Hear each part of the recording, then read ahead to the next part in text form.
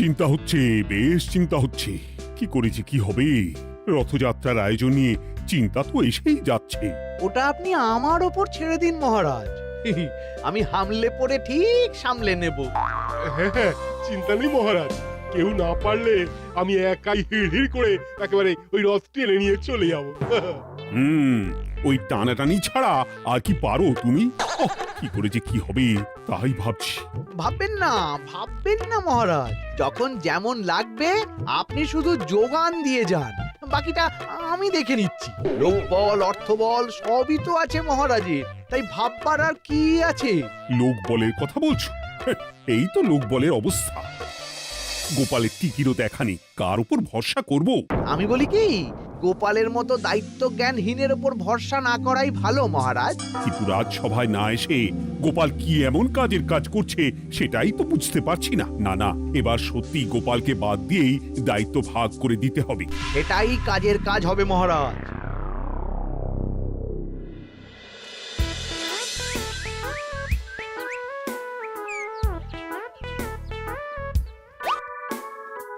কাজ যখন করতেই হবে তখন ফেলে রেখে কি হবে, তার থেকে এইভাবেই সব গুছিয়ে রাখি।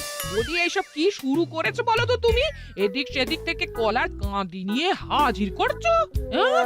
আহা, চড়ছো কেন গিন্নি? কলা তো শুভ, তাই যা করছি ভালোর জন্যই করছি। তোমার ভালো তো সে আমার বেশ ভালোই জানা আছে। হ্যাঁ, কপালে যদি রথ দেখার সঙ্গে কলা বেচা লেখা থাকে তাহলে হাত গুটিয়ে বসে থাকলে হবে গিন্নি? এইভাবেই মাথার ঘাম পায়ে ফেলতে হবে, বুঝলে? তাও যদি পাকা কলা হতো তাও না হয় বুঝতাম, সবই তো কাঁচা। কলা ঠিক পেকে যাবে গিন্নি, এমনি না পাকলে ওই জাঁকে দিয়ে পাকানোর ব্যবস্থা হবে। হ্যাঁ এই তো দাদু, ব্যবস্থা আমরা করেই ফেলেছি। তুমি যা যা বলেছিলে সেগুলোই নিয়ে এসেছি। আমাদের কাজে কিন্তু কোনো ফাঁকি নেই। ও, দলবল জুটিয়ে ভালোই ফেঁদে বসেছো তাহলে।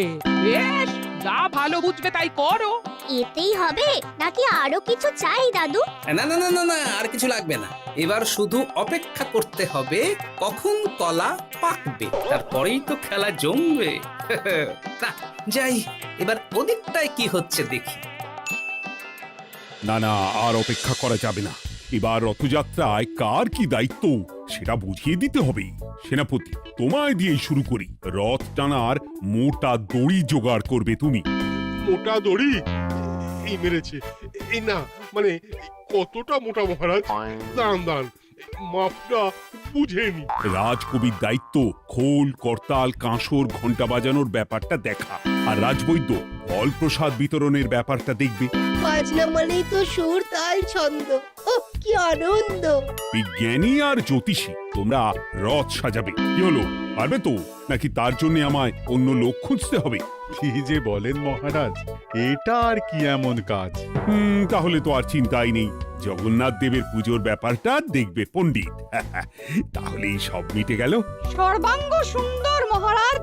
ও, এদিকে তো দেখছি একেবারে সাজো সাজো রব। সবাইকে সবটা বুঝিয়ে দিচ্ছেন মহারাজ। যাকে যা বোঝানোর বুঝিয়ে দিয়েছি। তুমি যেমন খই ভাজছিলে তাই ভাজো। খই কই খই কই? সে যাই হোক, সবাই সব দায়িত্ব ঠিক করে পালন করছে কিনা সেটা তুমি দেখবে মন্ত্রী। সেটা কি আর আপনাকে বলে দিতে হবে মহারাজ? জানি তো, আমাকেই তো সবটা দেখতে হবে।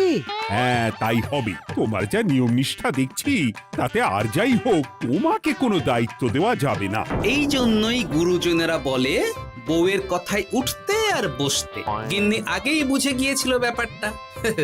সেই জন্যই তো রথের সময় কিছু আয় করে নেওয়ার জন্যে আমি কলার জোগাড় করেছিলাম। কলা? তার মানে?